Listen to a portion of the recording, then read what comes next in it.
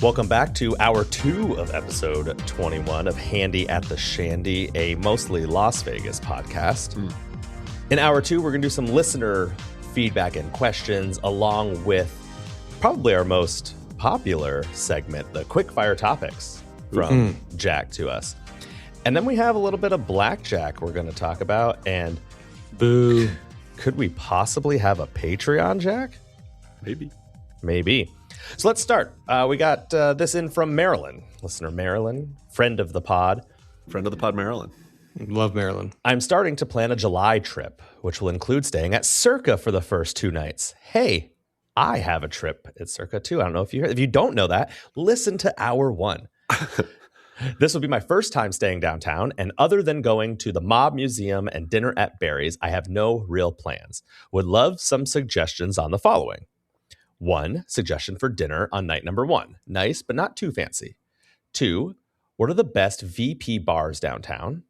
3, a good breakfast spot.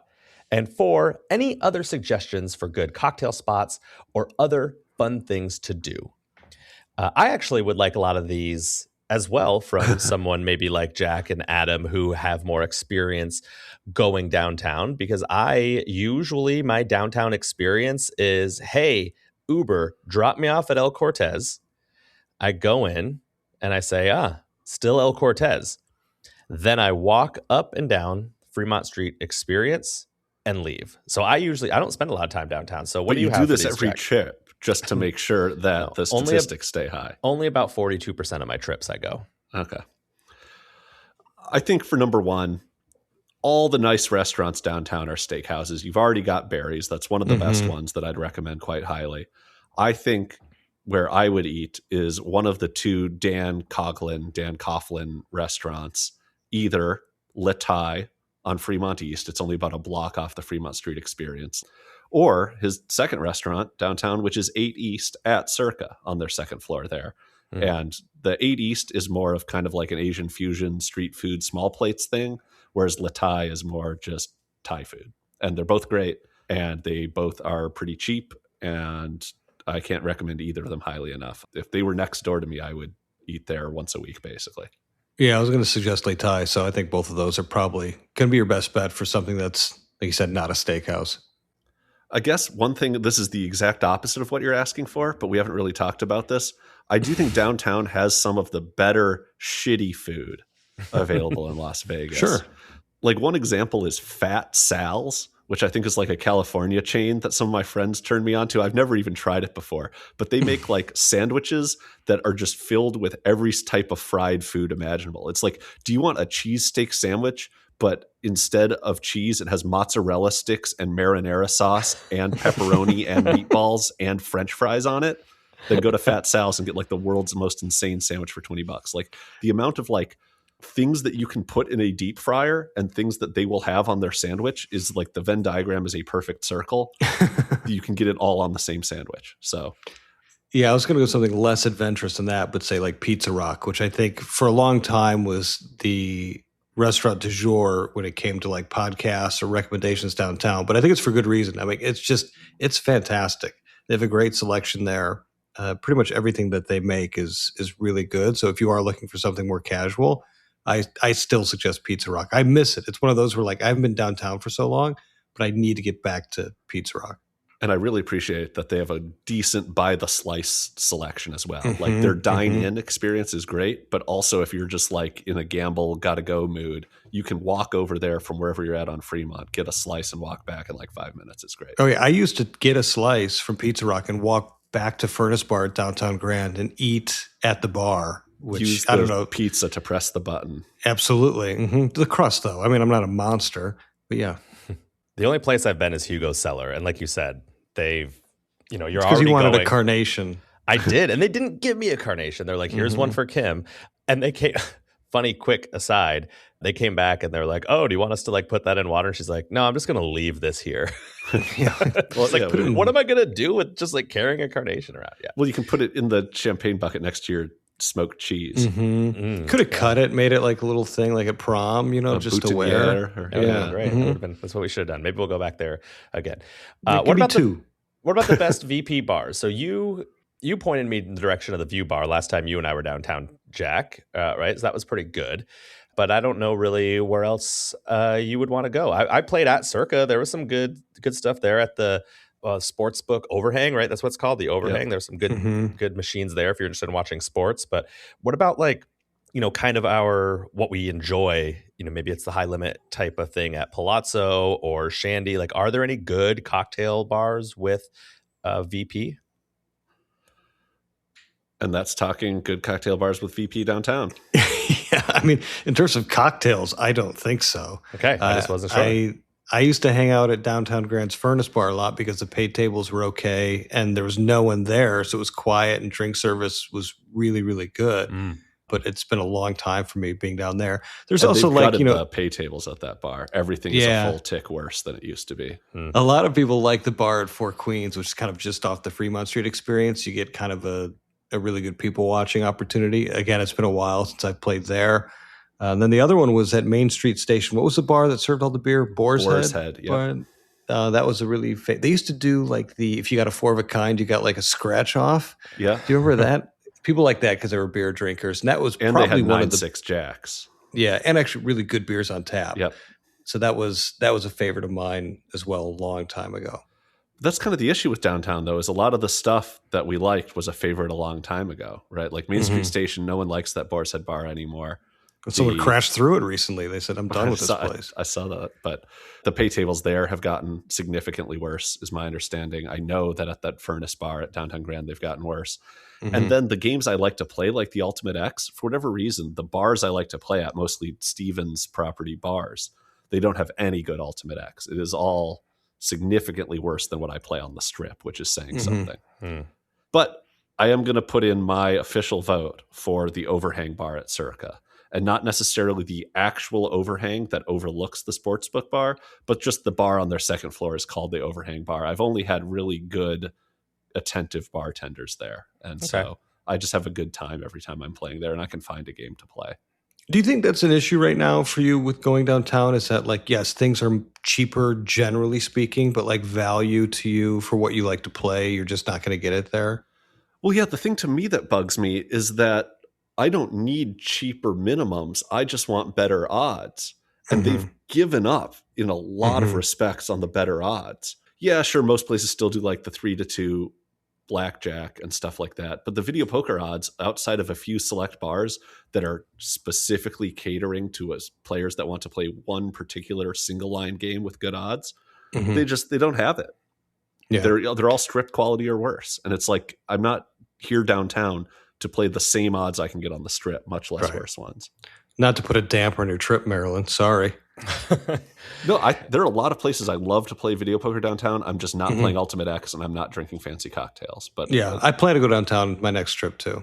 What was the next one? Good breakfast spot. So I don't do a ton of breakfast, but I did ask. So I prepped when I was reading these notes. I asked some friends who live in Vegas and frequent a lot. They said Broken Yoke Cafe downtown is their favorite, and it's a chain. Mostly like in the Southwest, but they were big fans of that. Kind of a standard like American breakfast food. I don't think I have ever been downtown in what would be considered the breakfast hours, so I don't think I have anything to say here. So I'm going to say, hey, Jack. So I just looked up that Broken Yoke. It's just one block south of Fremont Street on Las Vegas Boulevard. So it counts. So it's very close, very, very convenient. I would have said Eat, which is in that same sort of neighborhood, but that is now closed and has in some sense moved to the Arts District. And I did a review of that Echo Taste and Sound that has a lot of the same breakfast items. If I were downtown and I were eating breakfast, I think one place I'd be very happy to go, even though I haven't been there for breakfast yet, is Nacho Daddy. And I don't think they open till like 10. So you're going to be getting there for more like a brunch, but I've just heard very good things about their brunch menu and stuff like that. And I've enjoyed their food the few times I've gone. And you brought up the Arts District. I mean, if you have a car, if you're one of that more than half the people, Maryland, who has a car, I would say Arts District and check out a place down there because they have great brunch spots too. If you're feeling adventurous and don't mind taking a little trip. And then the other thing I always do every trip we stay downtown is just get donuts. These days, the donut spot is Pink Box at the plaza, and they have, like 50, 60, 70 different kinds of donuts on any given day. So you'll find something you like there. And I think their donuts are pretty good. And that's a great thing to take with you to the bar and use it to press the buttons. Oh, yeah. Yeah, I would get just one get of a the long quesadilla. johns. Yeah, the long ones. That would be better. Keep your distance. Mm-hmm. And the last question was just any other suggestions for like good cocktail spots or other fun things to do? My cocktail spot's still going to be Oak and Ivy in Container Park. It's a little bit of a jaunt. Mm-hmm. I mean, it's past El Cortez, but it's unique. Container Park has really had some ups and downs in terms of the tenants they've had in there. It's not bad. It's not like they have bad tenants or anything, but like they used to have some really good breakfast spots in there. But yeah, I think Oak and Ivy is really good if you like not even adventurous, but just really good cocktails. They do a really great job. Yeah, I was going to say Container Park. I've been there a couple times and had a good time. And so that would be kind of both now that I know that cocktail spot, but other fun thing to do just to kind of explore. Also, it might also depend on the heat, right? If this is in July. Yeah. There is seating inside the actual container that Oak and Ivy is in, and it's air conditioned. So that place is nice. But yeah, one thing that's really nice about Oak and Ivy is that they really built out their patio in the last, 5 years. And if it's going to be 112 degrees, even under the shade on that patio, you're not going to want to be there for long. Yeah. So either get there closer to when it opens and get a seat inside if you're going in July. The things I would say, I think my number one place to get a cocktail in downtown Las Vegas would be the Speakeasy at the Mob Museum. If you do want to like enter from the exterior, you're supposed to have looked up like a password online. Mm-hmm. I think if you say something, they'll probably let you in. I don't think they're like super weird about it, but it could be fun to look up the password and do it kind of the right way. Also, I think if you end up going to the Mob Museum, which it sounds like is on your radar, it is very easy to access that bar from the interior of the Mob Museum. The bartenders there that I talked to were super knowledgeable and cool and had like interesting ideas and were willing to work with you on a lot of stuff. Like it was just a classic cocktail bar. And it's in a really cool spot. It's in the basement, so it's got like low ceilings, but they've done a great job with the decor and doing the rest of it up in a Mob Museum style. So yeah, if I had to get a good cocktail downtown, that would be number one for me. So I actually just looked it up what the secret password is today I on the did computer. It's Shaquille O'Neal. Oh. Wait, did you not look it up? Because I legitimately looked it up.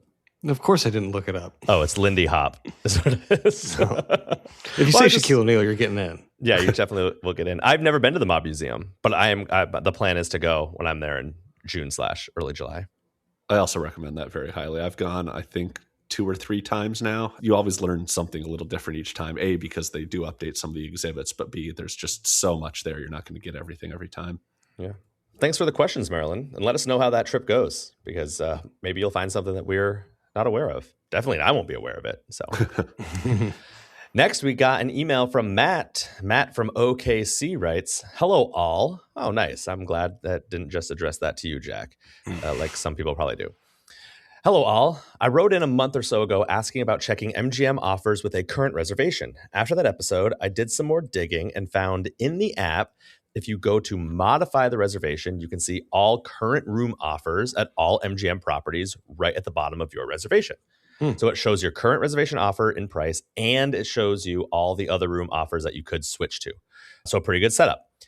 He says, "My wife and I will be celebrating our 15th anniversary at the end of June in Vegas. Congratulations." Wow, We both look at have that. We're so thoughtful. I know, we're so thoughtful. "We both have 40 plus trips out there over the last 15 years or so, but will be our Congratulations. but it'll be our first time staying at Bellagio. Congratulations." Congratulations. Yeah. Damn. "Worth the hype or vastly overrated? I shit. also booked 2 free nights that overlap at Golden Gate so we can access Stadium Swim during the World Cup as well." Oh, that's smart. That's smart. So I really thought I was going to read that and it was going to say we both have 40 plus trips out there, but over the last 15 years or so, but it will be our first time together. Like I was going to say. No, well, I mean, again, if you go back and listen to the first hour, I will probably be staying at the Bellagio this summer. And I have not stayed at the Bellagio in a little while. But we did go over a few of the pros and cons of it. Is it worth the hype? I think if you get a fountain view, that's going to be pretty awesome. That's probably what's going to draw me there. But as Adam was saying, not a fan of the renovations, right? Yeah, and I mean, this is coming from someone who's stayed there quite a bit in the last 5 years or so, and it's just me having squabbles with design choices because I'm a super nerd for that kind of stuff. I mean, on the desk behind me, I have 2 Vegas design books that were like $200 a piece. So just take it with a grain of salt because that's what I really focus on. Thank you, nerd. But overall, I think it's a lovely place to stay. As I just said, the conservatory for the spring, I don't know what's going to be like in summer. For spring was the best I've ever seen. It was absolutely gorgeous. And it's just got a vibe that's really fun. It's kind of this new age classic Vegas. It's why to me, it was like the first super luxury resort in Vegas that I had like an aspirational need to stay at. And maybe it's because I just stay there so many times now that it's worn on me, and that's a me problem at this point. But yes, I still think it's definitely worth staying at, especially if you haven't stayed at it yet. Yeah. The things that I really like about Bellagio is that first of all, I really like it in the mornings. The fact that they somehow are always playing Fields of Gold by Sting, notwithstanding, but in the mornings there, you have access to just so much great stuff. Like you come down the main guest elevators, there's that coffee shop right there that has a patio that overlooks the pool. You can eat at the pool cafe as long as the pool's open. The pool opens pretty early in the morning. You have Sadelle's in the conservatory at some of the least traffic times if you come down early in the morning. And the Baccarat bar is actually pretty nice early in the morning. They're a bar that has coffee behind the bar if you want to just get your coffee and play some video poker. So Bellagio for me is just, it's great when you wake up to be at the Bellagio. And that's kind of all you can ask for on vacation sometimes. And I think the other thing is it's a place that really feels like you're on vacation. I don't know if it's because they get like more of a cosmopolitan, not the hotel, but just like an international clientele. It has enough recognition that you see a lot more people from a lot of different places around the world and stuff like that.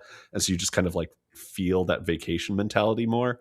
But I don't know, when I'm there, it just feels very relaxing to know that your room is so close, and yet the entire Bellagio casino and surrounding stuff is right there for you as well.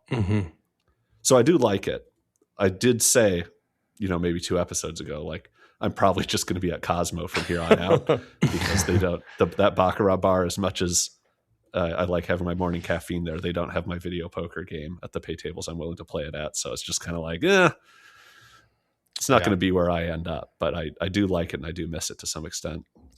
But I do think it's worth the hype if it's the first time staying. And I don't think it's vastly overrated. No, I don't think so. I would make an argument that Bellagio is pretty on par rated. It's rated. Fairly rated. What about this? Booking 2 free nights that overlap at Golden Gates. That way they can access Stadium Swim during the World Cup.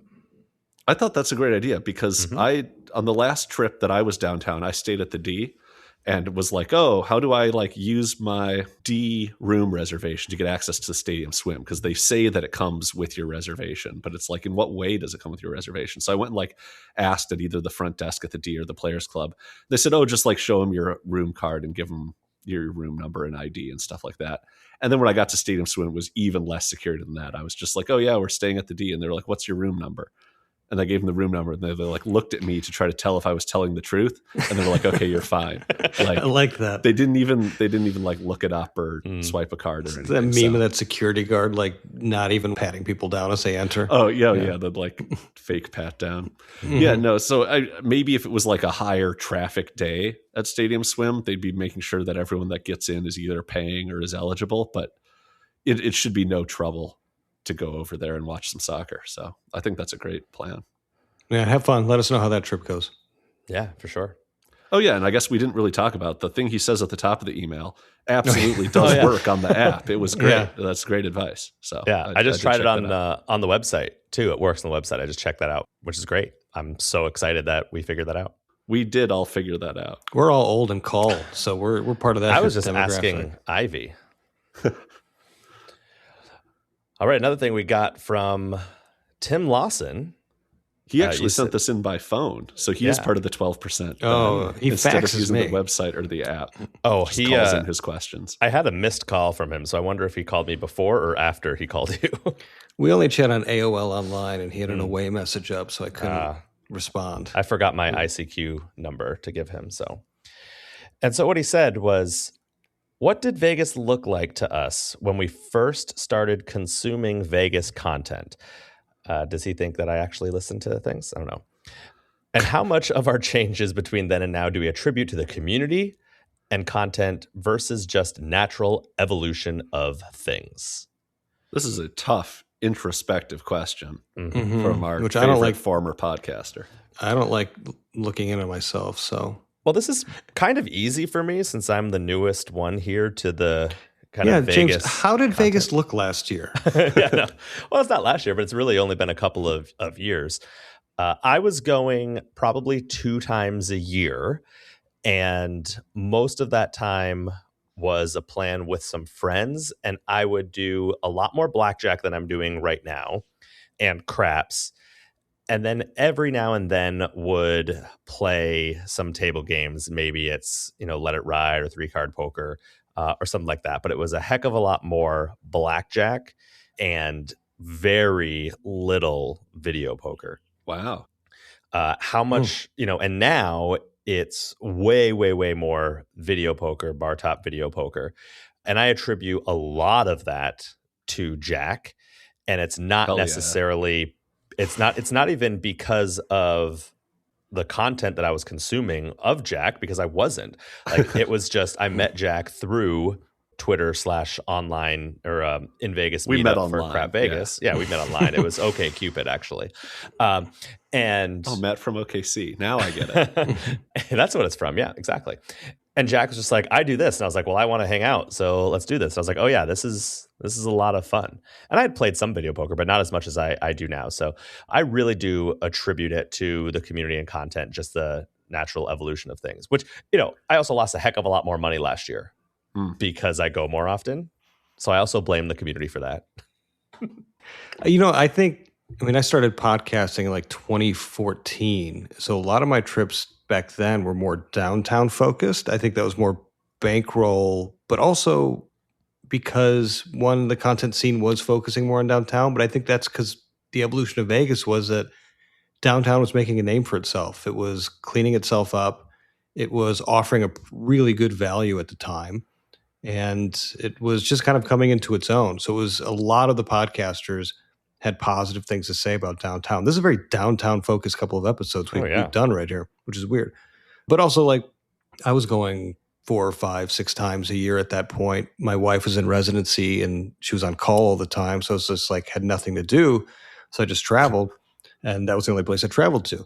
But anyway, yeah. So I think I tend to think that the community reacts more to the evolution of Vegas, more so than, like, of course, Vegas isn't reacting to the podcasters, but I think podcasters are just kind of focusing on how things change in Vegas and are naturally drawn to different things as the notion of value changes or things just become more compelling in a certain area, which is why I think a lot of the content now is more strip focused, because I think that's where a lot of the value is.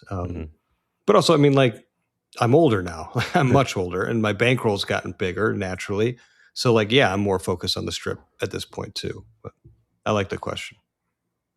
This is only vaguely related to what you're talking about with respect to like bankroll and downtown being where the value is. I think one of the issues for me, I'll get into actually answering Tim's question in a second here. But one thing I forgot about downtown is like, they still have 10 times odds on craps, which is nice, but everything's $15. Right. And it's like, I'm not putting 150 behind on a craps table. Like, I generally play 50 behind on a quarter table. And so it was really nice to be able to go downtown and play nickel craps and still put that full 50 behind. But nowadays it's like, I'm not going to go play $15 craps playing $50 behind when I could just be at like a place that isn't comically loud and do the same at quarters, or very often still at 15. And not get rated on that 150, and certainly not get rated at a place that you don't want to play at, or you're not going to stay at anyway, most likely. Yeah. But anyways, that's neither here nor there. I think to answer Tim's question, I think one thing that's interesting about my Vegas evolution is that I never went to Vegas with no preconceived notions or no content consumed, because since like 2009, I had been, when I was only like 19, I had already been on the 2+2 poker forums a lot, and they had like a Vegas sub forum, and obviously the World Series of Poker's in Vegas, so you hear a lot of Vegas stuff. And so I had been learning through osmosis or through like direct reading Vegas trip reports about Vegas for like 5 years before I ever even first went there for the World Series of Poker. And so I had these ideas in my head about like the smartest way to play craps is to just play the pass line and take full odds and do nothing else. And then don't play any 6-5 blackjack, because that was starting to be a thing around then, and that was being highly cautioned against and stuff like that. And so like all the poker people had already been kind of railroading me into that sort of analytical, numbers-minded way of looking at Vegas. And so I knew the things like, oh, if you want to just sit at a table game and drink, Pai Gow Poker is a great place to do it because you get to drink and push. The table minimums aren't that high. And so I remember when I first went to Rio, which is where the World Series of Poker was, and indeed where we stayed the first time we went to Vegas, I remember playing just blackjack and Pai Gow in the pit there and just having a grand old time doing it. And it wasn't for a couple of years that I even got into Vegas content after that. I guess my first answer to Tim's question is that I had already been molded in certain ways by the time I got there. But it's kind of interesting, given how much the community loves Pai Gow, that now I play Pai Gow way less than I used to, right? Like in theory, these podcasts would have been the way you got into playing Pai Gow. And in some sense, they got me out because I got more turned on to craps and video poker. But speaking of Vegas content and long success, probably a good time to shout out 500 for their 1000th episode they had. I don't know how recently that was now, but that is an insane number to think about, and think about how much Vegas has changed since they started putting out content. It's like pre-resort fee is like an era now that we have in Las Vegas, and they were putting out content long before that. So that's cool. And I've listened to over half of those because they were just after 500, I think, at the time I started listening to them. But I listened to a ton of their back catalog when I first found that podcast. It's like a time machine. Yeah. It was really cool because it didn't matter if I went back and listened to stuff that was a year old, because I knew so little about Vegas at the time that just going and listening to that, you were learning something new that was probably still relevant. Yeah. And so just to compliment them one more time, I think they had one of my favorite sequences of podcast episodes ever in Las Vegas. Where I don't know if you remember this one, Jack, where I think they filmed like 5 minutes or so in every single casino in Las Vegas, and they just kind of talked about, they were like playing the slot or something. They put those out while Tim was having like cancer surgery or something. He was out of commission for a while. And so they just played through a bunch of these like tapes that they had recorded on their phone, or probably just a digital recorder of some sort. Yeah. That was really cool. They went to like each casino. I think they were playing a slot. And just for 5 minutes or so, they just talked about what they liked about the place, maybe what they didn't like, just kind of pros and cons, just their general feelings towards the place. And they just took you up and down, or really up the strip. I don't remember if they did downtown. They might have, but I was like, it was like exactly what I was looking for when I was getting into like Vegas content. So props to them anyway for 1,000 episodes. That's nuts. Yeah, I'll be expecting their congratulations on our 21st episode. Yes, absolutely. On their next recording. Our blackjack episode. Listen, our podcast can drink legally. And gamble. Legally. That's great. Tim Lawson also asked, how should we measure Vegas time? Like, a trip is significant, but lengths can be important too. This was all my wording, and this was just based on what we were talking about. Because he was talking about like going to Vegas a lot. And he was like, well, yeah, you go to Vegas a lot, but you don't spend 2 weeks there like James does. It was 12 days. Okay. That's not 2 weeks. I feel like waiting to go to Vegas is like the guy on the ship in Interstellar waiting for them to get off the planet. Whereas being in Vegas is like being on the planet, where like that time dilation where, to him it's like 30 years, but to them it was like 3 minutes. That's what it feels like being in Vegas. Like, where did this go? I'm sure it even felt like that for a 2 week stay. I think it's interesting though, because in some sense, the amount of trips is more important. Like if I took 8 trips in a year and James took 8 trips in a year, and I did a bunch of 2-night stays and he did a bunch of 3-night stays, we wouldn't be like, wow, James goes to Vegas 50% more than Jack does. It's like, no, they both go 8 times a year. Right. Yeah. Despite you staying, for 50% longer than me. But if people do routinely do marathon trips, like especially like international visitors, people from Australia, the UK, stuff like that would do, then it is you can't really compare apples to oranges there. But I thought that was kind of interesting because we've been talking about, how has like the amount of trips we take changed year over year and that kind of stuff. Well, I'll say that my trips have gotten longer, I think, having kids, because it's so hard for me just to get out of the gate and find time to actually leave, that I'm taking more 4-night trips than I was before, where my standard was 3 nights, but maybe I'd go 5 times a year. Mm-hmm. Where now it's maybe I'm going 3, maybe 4, but I'm pushing it to 4 nights just to get kind of a little bit more time in there, because it's harder for me to find time actually in the calendar to go. So actually this question is much more pertinent to me than I originally thought it was. I mean, yeah, it's not really like there's no real right or wrong answer to this. It's just kind of when you're talking about how often people go to Vegas or how much time they spend there, I think both do matter, you know? Mm-hmm. Yeah. 4 nights has been kind of a sweet spot though for me. Like I feel like I get enough out of the trip and then I want to be back home for a bit before I go back out again. Whereas I don't know if I could do 2 weeks at all. I think that would be I nuts. really just need 3 full days to feel like I really did Vegas. I can do 2 days like I did with that quick Resorts World trip I did before Christmas. 2 days I can do, and I think I'm getting better at that and not feeling FOMO about it because I know I can just go back when I want to if I need to. But I think the either 4 nights and 3 full days or get in the morning and do 3 full days are kind of the sweet spots for me. Mm-hmm. Any longer than that, and I need something like the World Series of Poker, something to break it up. I'm not spending that much time at the video poker bar. But thank you, Tim, for calling in the questions. Anyone that's listening that has my personal phone number can always just call me to ask me questions for the pod. Doesn't happen often. And you can also call me, and I won't answer because my phone is on Do Not Disturb 24 hours a day. He called me and I was on the toilet. So it's really, he got all 3 phases of when you want to be talking to somebody or how you want to be talking to somebody. Yes, no, and toilet. Are those the 3 phases? I think those are the 3 things. Yes. Yes, it's great. You get to talk to somebody. No, it's not good. You don't get to talk to them. But then on the toilet, it's like, I get to talk to them, but it's not an opportune time for either of us. Okay. Yeah. Mm-hmm. Mm-hmm. All right. We've come to a fan favorite, which is our segment called Quickfire Topics. Jack, what do you got? On these Quickfire Topics, as usual, I ask you to rate how you feel about it, both for yourself and for the city as a whole. We've got, I don't know, we're running out of things to put on these, but you don't have to know that as the listener. Topic number 1, one thing that's pretty prevalent in Las Vegas is outdoor dining. How do you feel? You don't care about outdoor ballparks. Do you care about outdoor dining?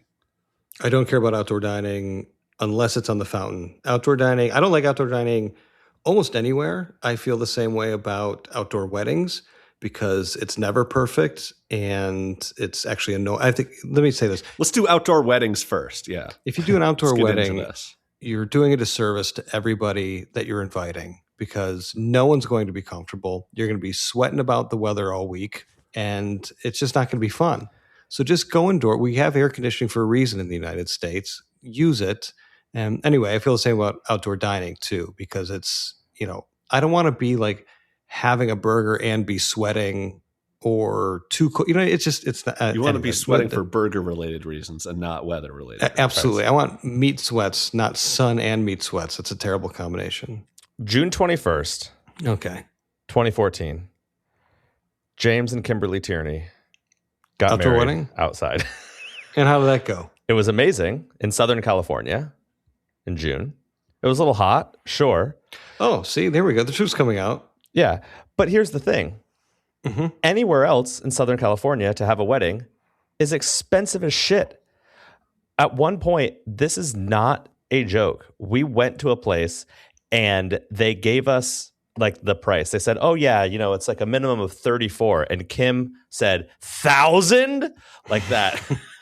And I was like, I think they know that it's out of our price range. This was in her grandmother's backyard. So free location. She has a bunch of rose bushes. It was beautiful. Our wedding ceremony, which included the people walking in, people walking out, all the I do's, all that stuff, was 7 minutes. And we had an open bar that was open before and the entire ceremony. So it was fucking awesome. Anyways. Open bar for 7 minutes. It's like the high roller. What are you talking about? 7 minutes. 7 minutes. 7 minutes. All you need is 7 minutes. Trust me. Okay. Outdoor dining, I don't care. I just give me some food. After all of that outdoor dining, I mean, sure, whatever. It doesn't matter to me. Is it good for the city? Yeah, I think people like to be outdoors. So yeah.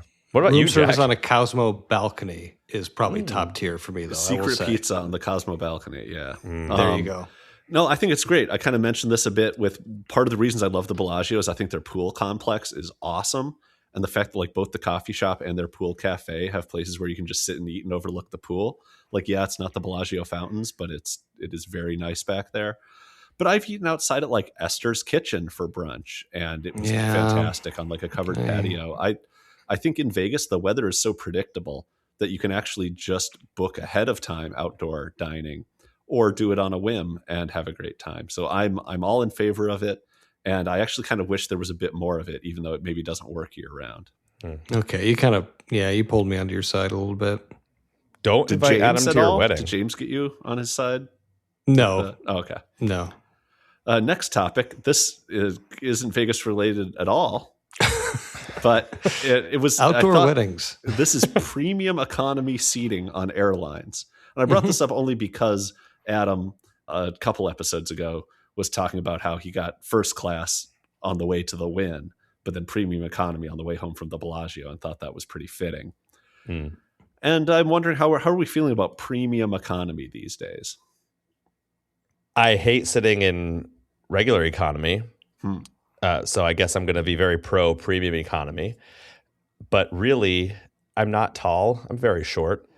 So it really doesn't bother me much. It is more, this is going to sound real bad, it's more of the people who I'm sitting with. Jesus. Jeez. No, we're an everyman show. And it's not in the they've never traveled before. You know what I mean? Where it's like, it takes forever to put the bag up. They don't have any like airline etiquette. I'd like to be traveling with people who travel more. There needs to be a frequent flyer section. It's not actually a status I don't section. Even care. You just literally have to be a frequent flyer to be in it. That's really good thinking, James. Yeah, so I know that came off It came off like that guy who was like, "That's a different class of people that stay down there." But it's basically what it is. But it's more of just, come on, have you ever, like, why are you standing up right now? It's going to take 15 minutes to get off this plane. What are you doing? Get your ass out of my face. They do that in premium economy too, just so you know. Yeah. They stand up immediately. Yeah. So, I mean, I think it's good for me. Is it good for the city of Las Vegas? This has nothing to do with Las Vegas, Jack. I can't even talk about how I'm going to Atlantic City tomorrow, but you can put premium economy seating on airlines in our quickfire topics. What the hell? Premium economy on the way to Vegas. Yeah, I'll take it. And the way back. I don't like regular economy anymore, but you know what? A good extra 6 inches I could definitely use. So yeah, I'm in on that. Yeah. I'm bucking the trend then. I partly put this on because I'm over it on premium economy. It's like, if I can get it for free after having booked main cabin, I'll take it. I am taller than James, but I still fit in a airline seat. If I was a few inches taller, then my knees would be annoyed and I would probably do something about that. But like, I fit in an airline seat. And the fact that they're not any wider and you're still just elbowing the same people and you're still having the like beverage cart ram you in the back when you're not looking, it doesn't change anything for me getting like a few extra inches of leg room. If I knew for a fact that I was going to be drinking a ton of cocktails and the premium economy seat was only like $8 more to make up for it, then like, yeah, maybe I'll take it to take the free drinks. But no, I'm kind of over it. I don't think I'm ever paying for it again. If I can't get it for free, I'm going to be back in row 28. Oh yeah, I forget that Delta's premium economy gets free drinks, right? Because United, Comfort There's Plus no free alcohol? No. In economy There's plus? an American, I think, too. Yeah, but I'm right. I mean, maybe I'm wrong. I'm not a big No, definitely. I've paid for drinks recently, and there's no free drinks in the economy. Well, then that's plus extra bullshit. You should be even more on my side. But like, I get that upgrade every single time. I don't think I've ever had a flight where I didn't get that upgrade, and it's not like I'm a super high status. I'm like silver medallion or whatever. All right, next one that may have something to do with Vegas, Jack. Well, this next one is about the airport, but thankfully it's about the Las Vegas airport. First one, airport slot machines. I'm way for it. I don't play them ever, but I like that they're there. I like that that's part of the experience. Lets me know I'm in Las Vegas. I like setting the trip off that way. Yeah, I need that to be a thing because they have slots in grocery stores and all that stuff. So it has to be there. Even if I don't partake, it needs to be there. Otherwise, I'm going to be disappointed. Love it. I do partake, but not on the way, like not arriving. I'm doing everything I can in my power to get as fast as possible to my destination. But I would rather get to the airport an hour early, so I just make sure I get through everything, and then sit at an awful slot machine. I will say that when I do play slots at the airport, it is like the most minimum bets like you can make. It's like 60 cents, just pressing it and like really looking at trying to hit a bonus. It is not trying to find a 750 a press Ultimate X machine or anything like that. Do you go in the smoking pit just to make sure you get that last extra Budweiser experience smoking in? lounge, It's yeah. like the observatory thing. Yeah, it's all glass. I do not, but I do not judge anybody who goes in there. No, I'm not judging either, but you know. I just the people Unless that they're- go in there. They're like regular economy travel. Yeah, I was going to say, unless they're sitting in regular economy. Those people. I think I'm with Adam 100%. I've never played a slot at the airport. I probably never will. But like, man, is it great when you land and get off the plane and it's like Frankenstein Mega Monster. And you're like, this is the dumbest shit I've ever seen. It's so great. So I'm way into it. Next one about the Vegas airport. The airport liquor stores. They used to have a decent liquor store at one of the two terminals. Now they have it at both Terminal 1 and Terminal 3, that liquor library. How do we feel? You know, not for me because I am not a heavy drinker. And so I don't like get any alcohol for the room or anything like that. I will drink enough when I'm in Vegas being at a table or a video poker bar. I mean, I guess it's whatever. It's great for the city or else it wouldn't be there, right? But it doesn't really do anything for me. I actually do like it, and not for alcohol, but just get like a case of water or something for the room, a quick snack, and that's so I appreciate that it's there. It's cheaper than like in the terminal, so I like that. Yeah, that's the thing I appreciate it the most for is the lack of markup on things like I don't know, like a big Gatorade, like a 32-ounce Gatorade that's actually now only 28 ounces because of shrinkflation. That's going to be like, it's going to be $6.95 at like the sundry shop, right? And at that liquor store, it's like $3 or whatever. And so same with the water. And then same with the fact that like, you know, they have a good selection of nice spirits. And if you're deciding like, oh, am I going to check a bag and bring something to bring this nice bottle of whiskey I have at home? You can just like forget all that and pay the extra like $18 in markup. So it's like, yeah, this is 98 instead of 80 at home.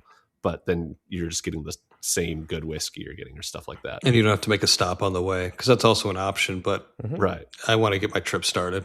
And then the last thing I'll say is I think it's really cool that they do a bunch of promotions and stuff in there. Like every time I've landed at Vegas in the last year, I feel like regardless of when it was, I guess early morning, not, but any afternoon I've been there, they've had like one or two different brands in there pouring like shots Oh, yeah. just for free for people to try it out. So I think they're just doing a lot of cool stuff there. And so I wanted to bring it up. I've never stopped by one of those. Anything that keeps me not getting to my hotel. Well, see, I like to check a bag a lot. And so it's Yeah, me like too. my bag's not out yet. I'm going to use the restroom. I'm going to stop by the liquor store and hydrate and maybe grab a little nipper of Fernet or something. Get it some Zimas. Yeah. Ooh, haven't had Zima in a while. No one has. Didn't they bring it back like 6 years ago or something? Someone's listening has had a Zima recently. Someone's listening drinking a Zima. I hope like, they hey, have. what the hell? What the heck? Last one, continuous shuffler machines. I feel like we've had this small conversation in the past, maybe not. Really, the only thing I care about what I don't like the continuous shuffle machines for, I'm not counting. So does that really matter? No. But it gives you, if you have the actual shoe, it gives you a natural place to take a break, like to go to the bathroom or just like say, like reevaluate where you are of like, man, I'm up this or that. So I don't like them. I don't actively, avoid them. But again, I'm not really playing a lot of blackjack these days. So yeah. Yeah, I share that opinion pretty much 100% there. I don't play blackjack much at all. I think the last time I played was years ago. But yeah, I mean, I think that's part of the reason why I don't like blackjack that much. Is like you don't ever have a chance to kind of catch your breath unless someone hits a big hand or something and there's like some celebrating going on. But other than that, it's like it's just hitting you. Yeah. I think the one thing that's really interesting about these, and maybe we have said this before, is that like in theory, it's just a win-win-win. You don't have to stop for a shoe change, which the casino likes because they get more hands per hour. And in theory, players like, because players like a fast, consistent game, at least a lot of other games they do, right? Like no one ever says, oh, it's really nice when they have to do a fill at the table and add all the new chips and sign off on all the paperwork because I get to collect my breath. No, if you were at a table that you knew they never had to do a fill at, you'd just be happier, right? And so same sort of thing. It's just like, it seems like it's a win for the player there. And then it's a win for the casino because they don't have to worry about like anti-card counting or anti-AP measures or stuff like that, or shuffle tracking or, any of these different techniques. And yet players just hate them. And so they're like not really anywhere because players won't play at them. And I always think that's kind of funny because it doesn't matter to me either way. Like it simply can't matter. But I thought this would be a good segue into a couple blackjack related topics that we'll do to close out the hour. And this is mostly who approved this. I do think it's funny that like we all agree we used to play more blackjack before listening to like podcasts in the Vegas space because everyone in the Vegas space is like, yeah, have you noticed how miserable blackjack is? And we're all like, yeah, I have. Which is, I mean, it's true. Like you kind of do need someone to point out to you like, hey, have you noticed that everyone around you is miserable when you play this game? Yeah. Because it's like, I don't know, it's easy over small samples to kind of just like write it off. But then once it's pointed out to you, you're like, yeah, I can't go back to playing next to this fucking guy. So what are we segueing into? We're segueing into just a couple blackjack related topics, which again is something that I put on there and I'm going to talk about it. Love it. Have you ever heard of the idea of someone being suspected of card counting and the pit boss comes over to the dealer and tells the dealer to shuffle the deck? Says, hey, that guy, just shuffle the deck now. I think this guy's counting kind of thing. I have not heard of this. I'm either. Sure it happens, but like it's not a... Because I'd heard of that as being kind of a one of the default like ways to back off an AP without actually backing them off. Is like you can flat bet them. You can say, hey, from here on out, you can't bet any more than blah, right? And you can, and so you're stuck betting whatever you bet. That's going to be your bet for the rest of the session, which is basically just telling them to leave, but in different words in a lot of ways. If you think they're counting, but then also shuffling up on them is a thing I've heard about a lot. And I was always wondering if that's like legal by the letter of the law. Like, can the pit boss come over and tell the dealer to just, hey, let's shuffle the shoe right here? Because, and this is a much less good story, given that neither of you guys have apparently ever heard of this, but I wanted to start, if you were allowed to do that, I'm going to start a casino where we just shuffle the deck anytime the count gets high, regardless, because, we've already dealt out all the bad hands to the player. Why give them the chance to get their money back on the good ones? Just shuffle it up. Right. This is going to be a dumb question, but is the pit boss really going to know what the count is? Oh, but you can easily, even in a relative sense, you could easily have technology figure that out. I just mean in the current state. I would say that in general, at places that are concerned about card counters, I would say that maybe half the pit bosses would be able to count at a basic high-low count. But are they keeping track? Like, are they? I think they start keeping track once they're worried about a guy spreading his bet a lot. They'll start counting to see if he's spreading it with the bets or just randomly. I see. Stuff like that. I think a lot of people, the way that I hear it on Gambling with an Edge is that a lot of these pit bosses think they're more sophisticated than they actually are and stuff like that, obviously. But it's me at my job. Yeah, I get that. I get it. But anyway, so that's the one change I'm going to make to blackjack is that I'm going to have all the best rules, but if the count ever gets in the player's favor, I'm just shuffling the deck. Like, you're not getting those aces and tens. Like, screw you. Yeah, that I have not heard of that. I mean, I've heard of like players requesting a shuffle and then the pit boss saying, "Oh yeah, sure," or whatever. Yeah, could you do that the other way? Like, you get all the aces and tens out of the way earlier and the count goes really negative and you just say, hey, I mean, you could always just stand up and leave. So sometimes they kind of have to. If you're a big player, they might have to placate you, but yeah. Yeah. I don't know. I don't know enough about blackjack or the actual laws with it. And I wonder if that's got to be different per like jurisdiction too. Right. So I'd love someone to write in and let me know if that is like a legitimate tactic you can use against an AP. And if it is, what would stop you from just shuffling aggressively all the time? Yeah. It's the never positive blackjack shoe. As soon as it turns positive, you get like 3 cards in and it's They're like 2, 4, 6. Oh, we're shuffling. Yep. The other thing I want to invent blackjack related wise, and this goes along with kind of the stereotype of the miserable blackjack player, is I want to invent a blackjack game that makes it so people stop worrying about what would have happened if you hadn't taken that card. Because I always think that like whenever someone's mad about, oh, you took the 8 I needed, or you took the 9 that would have made the dealer bust, or stuff like that. And we've talked on past episodes about like, yeah, is that like a reasonable thing to say? Like, yeah, the dealer would have busted if you didn't take that 8. Mm-hmm. It generally seems pretty reasonable. We know what order the cards come out in. The thing is, they only ever make that gripe after they see what card it is and what the dealer is, right? But I would love to invent a blackjack game that nips that all in the bud, in which either a player who's mad about a decision you make, they can just request you burn some number of cards so that your decision doesn't matter. You just say, hey, take the next 5 cards, move them immediately to the discard. We're starting fresh because this guy screwed me over. The same way of like same dice at the craps, just one of these things that like blackjack burn. Yeah. It makes them feel better because now your decision didn't impact them because you got to request how many cards got burned. And now it's all back on you. Mm-hmm. But I think players might not like that. They don't want to be responsible for what card comes up next. They just want to bitch and moan at someone. Yeah. Now, do these like community based, like the stadium ones, does that solve that problem a little bit? Yeah, I think so, because in my understanding, and I haven't played this, but they deal out like the maximum number of cards that a player could have hit to, and then the dealer starts taking their cards out of the shoe.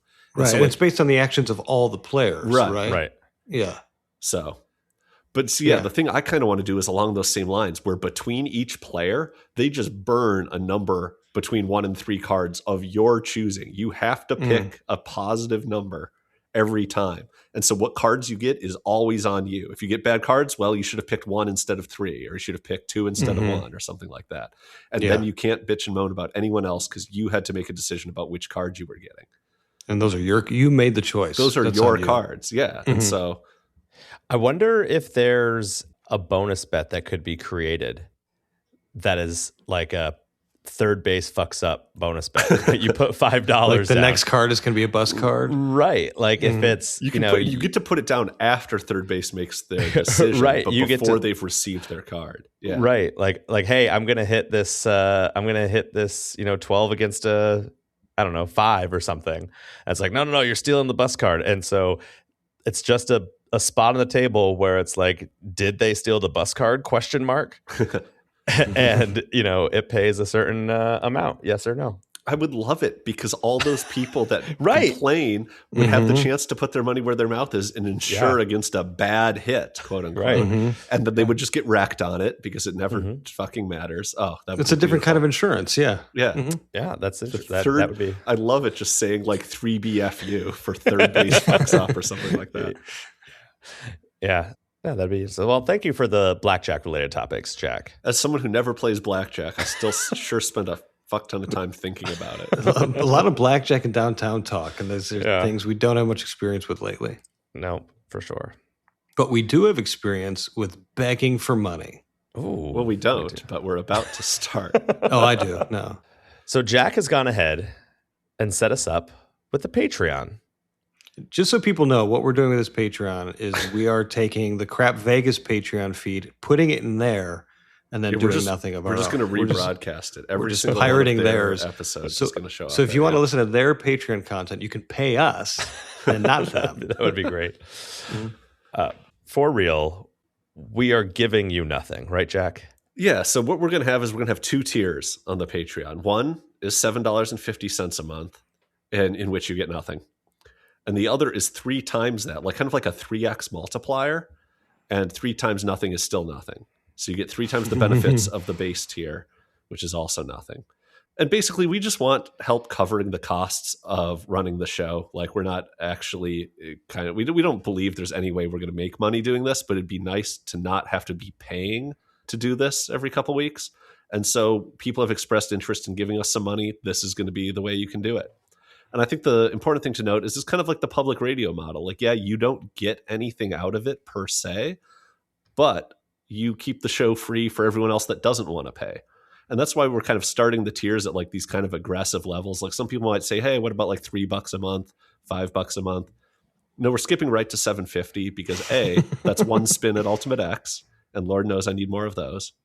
And B, the whole point of this is so that the people that actively want to pay us can do so and keep it free for everyone else that doesn't want to pay us. So I think it's a win-win. Mm-hmm. In fact, we will make it a habit of not shouting you out. Mm-hmm. That's part of the zero of getting nothing. You don't even get a shout out. No. You don't get a shout out. You get no recognition. I think we probably will be. I'm going to be honest. We're probably going to be shouting people out. How about this? We'll put on our feed of what we're doing right now, their names scrolling across the bottom like on CNN breaking news, but they can't see it. Only we can. Right. It'll just be our reminder feed. Yeah. As we're recording that we appreciate them so much, but we're not going to actually acknowledge it. This totally sounds like a crypto scam of it's like you're going to get something someday. You might get thanked. No, we're not going to. No, we're not promising anything. But in all seriousness, like this is something that would happen a lot, like in my previous shows where people were like, I want to give a donation or I want to do something, and they would ask for a way to do that. And usually it's like PayPal or something like that. So it feels weird. Like we don't need the money per se, but when you get enough requests, it's like, all right, we'll put something out there. We'll cover the costs of what we're doing. We're not expecting anything beyond that at this point. Well, and also we have to cover the stipend for I said stipend really weird there. We can cover that for Tony checking out all the machines at the Chandelier Bar for us. You know, we're going to have. Oh yeah. We do promise that we will put all the money towards things that will make the show better. Yeah, or ridiculous, one of the two. Or worse. And we should probably tell people where to find the Patreon, which is, of course, at patreon.com/handyattheshandy. Well, I think that's going to do it for episode 21. I was really excited about this episode because 21 is a number that is on the roulette wheel. For Boring Jack and Adam the Fraud, I am Table James Games, and we will see you in 2 weeks. Bye, everyone. Later.